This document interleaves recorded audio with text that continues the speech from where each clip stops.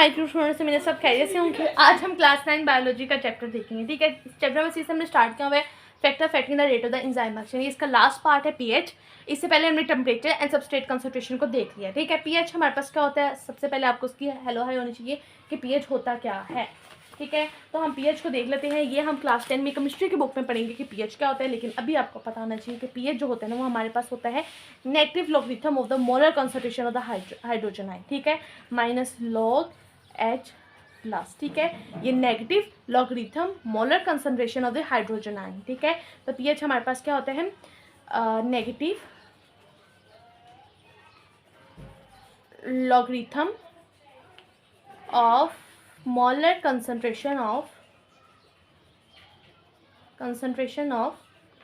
Hydrogen ions.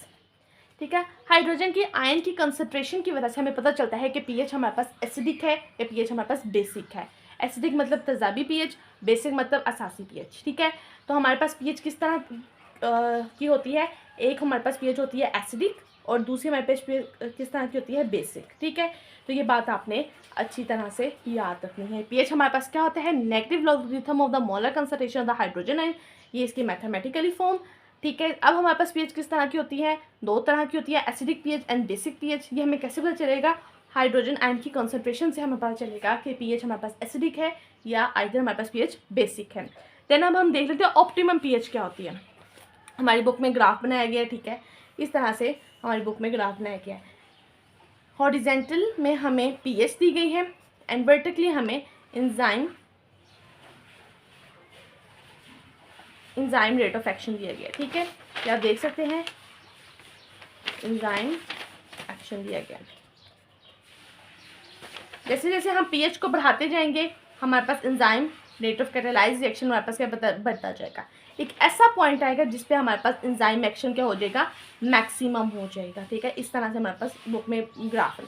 एक ऐसा point आएगा जिसमें हमारे पास enzyme of the catalyse reaction, जिसमें एंजाइम का कैटालाइज रिएक्शन मैक्सिमम हो जाएगा। इस पॉइंट पे वो मैक्सिमम है ना, जहाँ पे हमारे पास एंजाइम मैक्सिमम वर्क कर सके, उसको हम क्या कहते हैं, ऑप्टिमम पीएच कहते हैं। इस पॉइंट को हम क्या कहेंगे, ऑप्टिमम पीएच कहेंगे।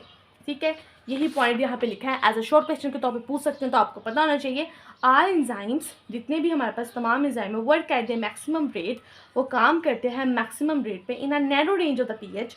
ठीक है, एक ऐसे पीएच पे जहाँ पे एंजाइम बहुत अच्छी तरह से काम कर सके। ठीक है, ना इससे कम होगा तो वो अच्छी तरह से काम करेगा, ना इससे ज़्यादा होगा वो अच्छी तरह से काम करेगा। एक स्पेसिफिक पीएच पे, नैरो रेंज पे पीएच पे हमारे पास एंजाइम काम करेगा, उसको हम क्या कहेंगे, ऑप्टिमम पीएच कहेंगे। ठीक है, तो यहाँ पे हमारे पास जो एंजाइम ऑफ कैटालाइज रिएक्शन है वहाँ पे वो मैक्सिमम काम कर रहा है, इस पॉइंट को हम क्या कहते हैं, ऑप्टिमम पीएच कहते हैं। देन हमारे पास आता है effect of the pH change. ठीक है, a slight change in optimum pH.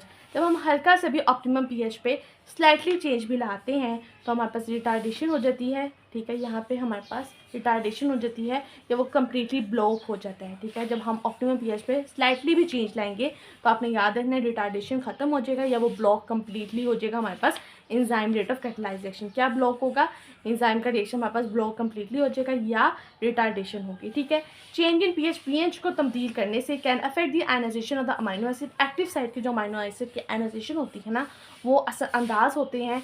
क्यों असरअंदाज होंगे, पीएच के चेंज करने से। ठीक है, तो आपने ये बातें दो याद रखनी है। जब हम हल्का सा भी ऑप्टिमम पीएच को चेंज करेंगे तो हमारे पास जो एंजाइम का रिएक्शन है वो रिटार्ड खत्म हो जाएगा या कम्प्लीटली ब्लॉक्ड हो जाएगा।